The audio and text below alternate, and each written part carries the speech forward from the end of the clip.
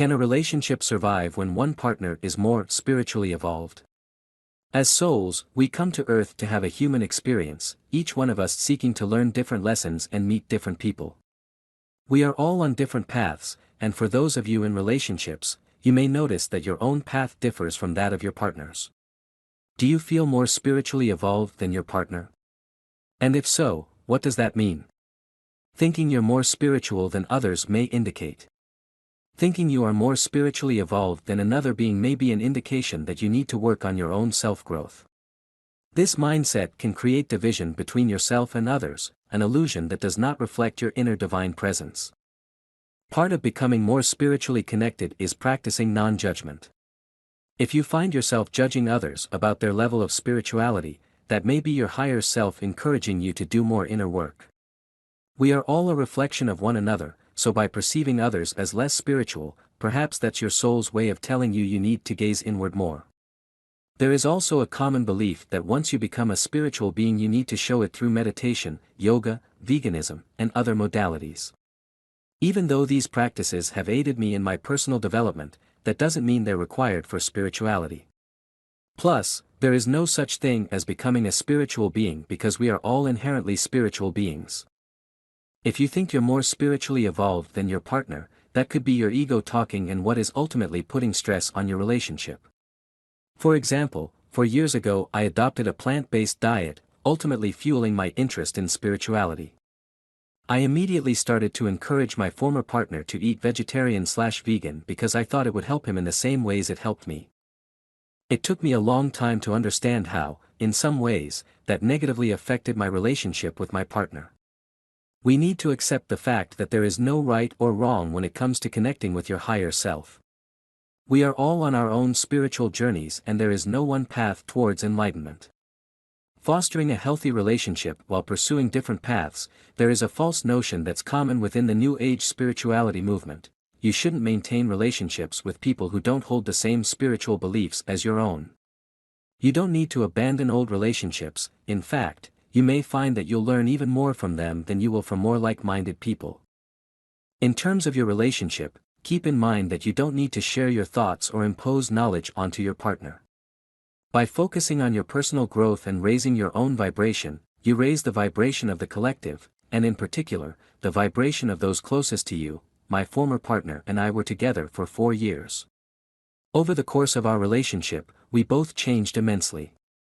Our values, our beliefs, and our interests changed radically over that time period. However, we maintained a loving and healthy relationship by always being open-minded and not imposing information onto each other. Don't get me wrong, we both taught each other a lot and exposed one another to new ideas constantly. But we also understood that we weren't always ready to accept knowledge at the same time as each other. We expressed many of our beliefs, but also knew when to keep quiet, ultimately allowing us to grow together instead of apart. Maybe you are more spiritually evolved than your partner. To be clear, I believe we are all following our true paths and that there is no correct definition of spirituality. However, if you are struggling with the fact that you and your partner are going down different roads, these are some of the qualities I've observed in people I believe to be in alignment with their spiritual paths: non-judgmental, loving, compassionate and kind, open-minded, willing to talk about anything, including darker subjects, educated, not necessarily conventional education, but rather a deep curiosity about the universe and society, not egocentric, doesn't equate success with finances, altruistic and generous. Great listeners, practice detachment, honesty, this includes being honest with themselves, doesn't shame you for feeling emotional extremes, particularly the negative ones. I see this a lot in New Age spirituality, as there's a stigma surrounding negative emotions. If there was something truly wrong about feeling emotions, our souls wouldn't have chosen to incarnate into a human body with such a broad emotional spectrum. It's okay to be in love with someone that doesn't embody all of these qualities. In fact, it's beautiful. However, if you're bothered by the fact that your partner lacks one or more of these qualities, or you're working towards attaining these and your partner is not, then perhaps you need to reconsider your relationship. How to deal with letting go of your partner. Thinking you're more spiritually evolved than your partner could also be intuition, a sign that your soul is telling you to move on from your partner. People come in and out of our lives for a greater purpose, each one teaching us an important lesson. If you recognize that your partner has fulfilled her purpose in your life, then it's okay to let that person go. Appreciate the fact that you shared your relationship and learned from it, but also have the strength to let your partner go if the time comes.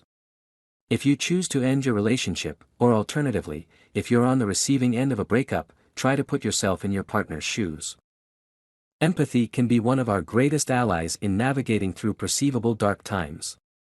Understanding why you and your partner are no longer serving each other can also be helpful in accepting a breakup. During the last few months of our relationship, my former partner voiced his uncertainty about our future, which I had difficulty understanding until I tried perceiving our relationship through his eyes. Once I stepped into his position, I could finally grasp why he felt this way, and I knew in my heart that letting go of him was the best decision for both of us. Instead of using the term breakup, we referred to our separation as a sabbatical. This made our sabbatical easier because it wasn't meant to be a termination of our friendship or the innate love we feel for one another.